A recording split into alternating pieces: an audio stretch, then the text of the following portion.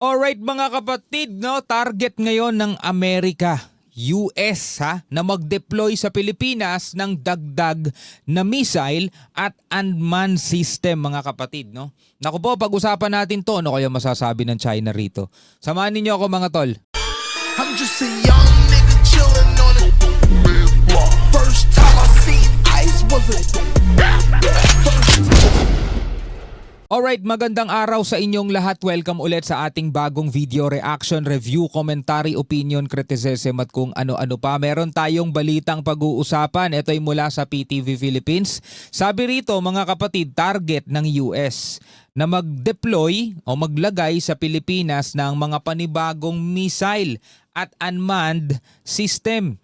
Yung mga system na hindi na kinakailangan ng human operator mga tol o hindi na kinakailangan na tauhan at mga dagdag missile. Alam naman natin mga kapatid na merong kokontra at kokontra dito. Hindi lang sa China kundi maging yung kanilang mga tropa na nandirito sa Pilipinas.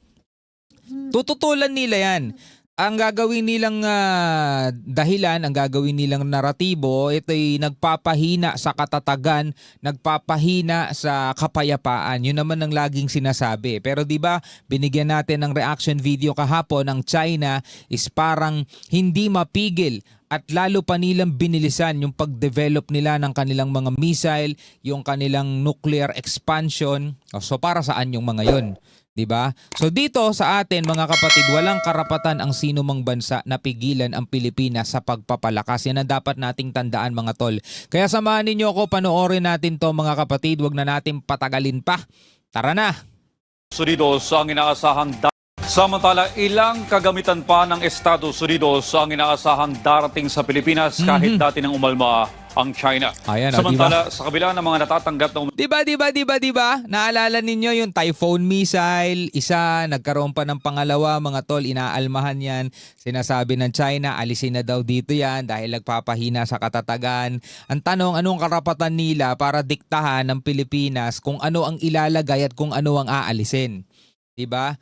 Bagamat yun ay hindi atin, nilagay lang yun ng Estados Unidos, what if bibili tayo ng sariling atin? Tututulan din ba nila yun? Kasi hindi lang yan ang tinututulan nila, pati yung mga plano natin dati na pagbili ng F-16 fighter jets, ayaw din nila yun mga tol.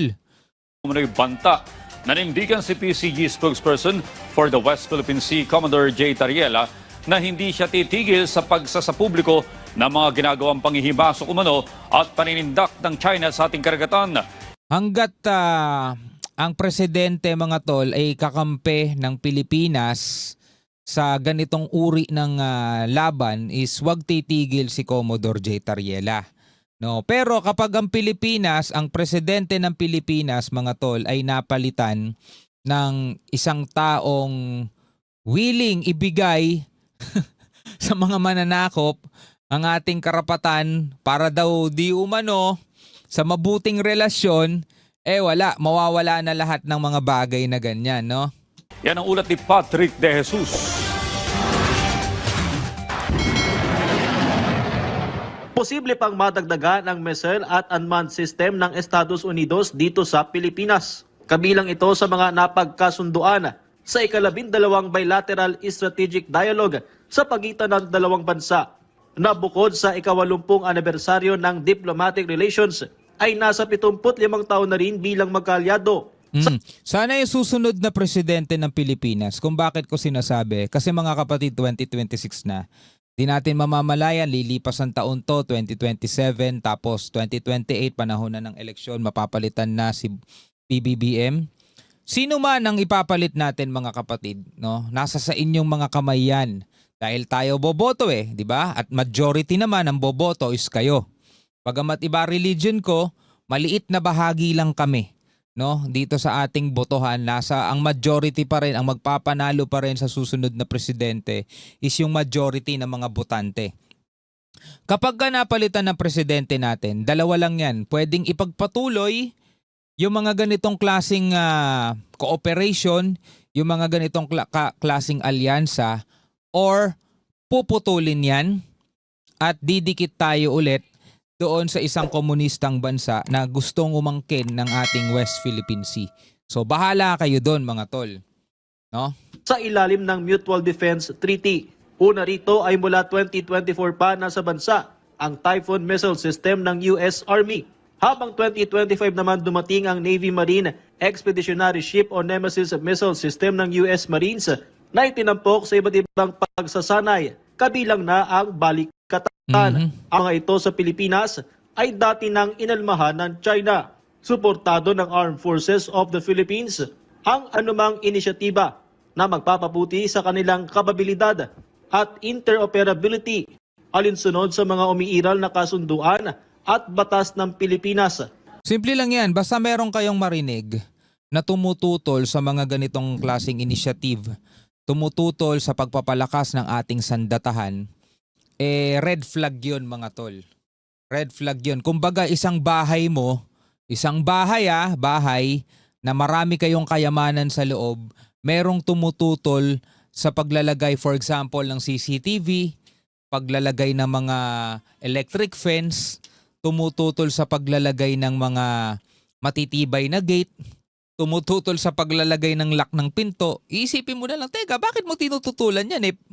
Yan nga yung security natin para hindi tayo pasukin eh. Bakit mo tinututulan? Meron ka bang kakontsaba sa labas at gusto mong papasukin dito?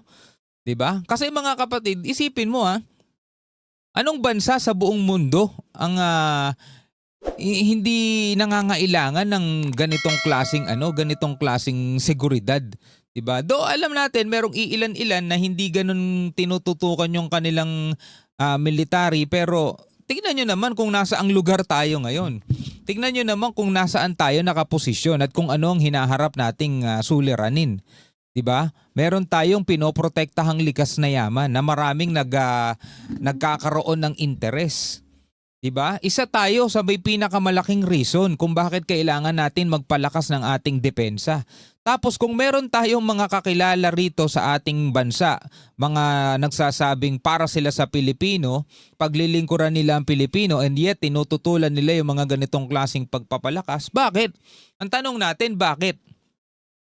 Para ba pag sakaling may lumusob sa atin at atakihin tayo is wala na tayong magagawa? Sige na, inyo na lang. For the sake of good relations, di ba? Nalayon ding mapanatili ang kapayapaan at katatagan sa rehiyon. Samantala, isinapinal na rin ng Philippine Coast Guard ang acquisition sa 3 King Air aircraft. Ito'y matapos lagdaan ng letter of offer and acceptance sa pagitan ni PCG Commandant Admiral Ronnie Hill Gavan at U.S. Assistant Secretary of War for Indo-Pacific Security Affairs John No. Nice. Bukod sa search and rescue operations, malaking bagay din ito para sa maritime domain awareness ng PCG, kabilang na sa West Philippine Sea. Accordingly, this aircraft will also be equipped with ISR, no? Yung intelligence, security, and reconnaissance capability. So, ibig sabihin, it will be easier for us to document the presence of Chinese Coast Guard vessels, Chinese maritime militia, and even PLA Navy warship. So, this kind of support na nakukuha natin sa Amerika is also a clear evidence that of the ironclad commitment of the U.S. government as we assert our rights in the West Philippines. Sasabihin na naman ng iba, tuta ng Amerika to si Commodore. Di gumanti na lang si Commodore. Sabihin mo, ikaw naman tuta ng China. Gantihan na lang sila, no? Well, kung ano't ano man yan mga kapatid, tignan na lang natin kung saan mas makikinabang ang Pilipinas. Kung ano yung mas mapapakinabangan lalo-lalo na sa interest ng Pilipinas. Kung ano yung mas makakatulong sa Pilipinas. Yung tipong hindi mo nga kalaban tong bansang to, pero hindi mo rin pwedeng anihin yung mga likas na yaman mo sa dagat, hindi mo pwedeng kuhanin yung langis, hindi mo pwedeng kuhanin yung gas kasi gusto nila sila ang kukuha niyan. Diba? Gusto nila share kayo tapos mas malaki yung porsyento niya, onti lang yung sayo. Diba? May mga ganun eh. No? At least walang away. Ikaw, yung tipong pakikinabangan mo, yung likas na yaman mo, diba? At palalakasin mo na lang yung iyong sandatahan para talagang walang umapi sa'yo. O manatili tayo sa mahinang bansa na anytime pwedeng angkinin ng kahit na sino man. Tapos meron tayong mga leader na handa tayong ipamigay para daw sa kapayapaan. May mga ganon mga kapatid. Ang tawag doon kayo na bahala. Samantala, Aminado si PCG spokesperson for the West Philippine Sea, Commodore J. Tariela, na may natatanggap siyang banta sa kanyang buhay. Pero hindi naman siya apektado rito, maging ang mga pambabatikos ng mga tinawag niyang trolls para igiit ang karapatan at soberanya ng Pilipinas at ipagpatuloy ang Transparency Initiative sa WPS. Yung mga nagbabanta sa buhay ni Commodore J. Tariela, di natin alam kung totoo o hindi. Pero parang tinutulungan nyo lang si Commodore J. Tariela, no? Pag may nangyari kay Commodore J. Tariela, inilagay nyo lang siya sa pedestal, no? Mas lalo nyo siyang inano. Kasi bayani siya. Namatay siya sa pakikipaglaban sa karapatan ng Pilipinas kung sakaling may mangyayari sa kanya. Wag naman po sana. Pero isip-isipin nyo naman, di ba? Kung talagang wag niyong gagawin kay Commodore J. Tariela yun. Dahil unang-una, ang ginagawa lang naman ni Commodore J. Tariela ay ipaglaban ang karapatan ng Pilipinas na pakikinabangan ng mga future Filipino. Para din sa susunod na henerasyon. Anong masama dun? Diba? Pag naglakad ako publicly, wala namang Pilipinong lumalapit sa akin, kahit hindi ako nakasuot ng uniforme, na minumura ko eh. Wala namang nananakot sa akin. Alam mo, maglakad ako sa MOA or somewhere else, no? Most of these people, they would approach me, thank me for what I do. Para sa akin, ang mga kababayan natin ngayon, mas aware na kumpara ng mga nakaraang 2 taon or 3 taon, na kapag sinabi nating social media post ng isang influencer or statement ni Senator ganito or ni Congressman na ganito to divert our attention, parang ang hirap ng mabudol ng mga Pilipino. Diretsahan ding sinagot ni Tariela na wala siyang balak pumasok sa politika sa ngayon dahil sa magandang karir bilang opisyal ng PCG. I will already be promoted for my 2nd star already. When? Wow. Hopefully next month or this month. Congratulations, advance congratulations. So, Ang sagutin mo, tatakbo ka ba o hindi? Hindi nga ma'am dahil maayos naman ang Yan. career ko. And secondly, wala naman akong flood control, no? Para suportahan yung pagtakbo sa eleksyon. Ingat ka. Hindi, totoo.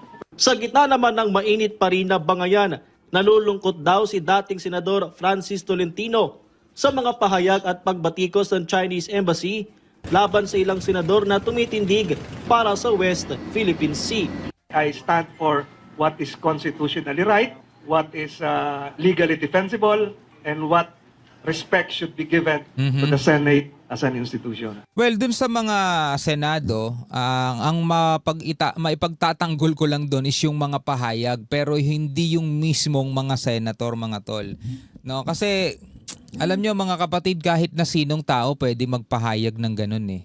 Pero hindi natin masusukat kung dapat ba natin siyang iluklok o pagkatiwalaan sa isang posisyon dahil sa isang pahayag lang, mga tol. Tignan nyo na lang din yung track record. Doon kasi kayo babase. Doon kayo babase kung sino yung dapat ninyong ihalal sa susunod na eleksyon. Hindi yung mga pahayag niya ngayon, lalong-lalo na dito sa kasagsagan ng issue. Lahat pwedeng sumakay eh. Lahat pwedeng makiangkas dito sa sa issue na to para magkaroon ng spotlight, alam niyo yun. Pero wag yun ang titignan natin, mga kababayan, kundi yung mga track record nila. Eto bang iboboto kong ito is naging maayos ba ang track record mula pa man noon nang maupo? Ito ba'y nasangkot sa anomalya? Ito ba'y may pahayag na nagko-compromise sa national security ng ating bansa? Kasi kung meron siya mga pahayag na gano'n parang hindi natin siya pwedeng pagkatiwalaan kasi parang alam mo yun, parang hindi importante sa kanya kung ano ipinaglalaban ng Pilipinas. At the same time, mga kapatid, tignan nyo, eto bang politikong to is nasangkot sa flood control? Kasi mga kapatid, yun talaga ang pinakatitignan nyo Pag nanakaw sa kaban ng bayan yun, di ba? Anyway mga tol, bilang mga Pilipino, ano ang inyong masasabi rito? Pwede kayo magbigay ng inyong sariling komento at opinion. Hanggang sa muli, ako nga pala si Shobaldi. Peace out.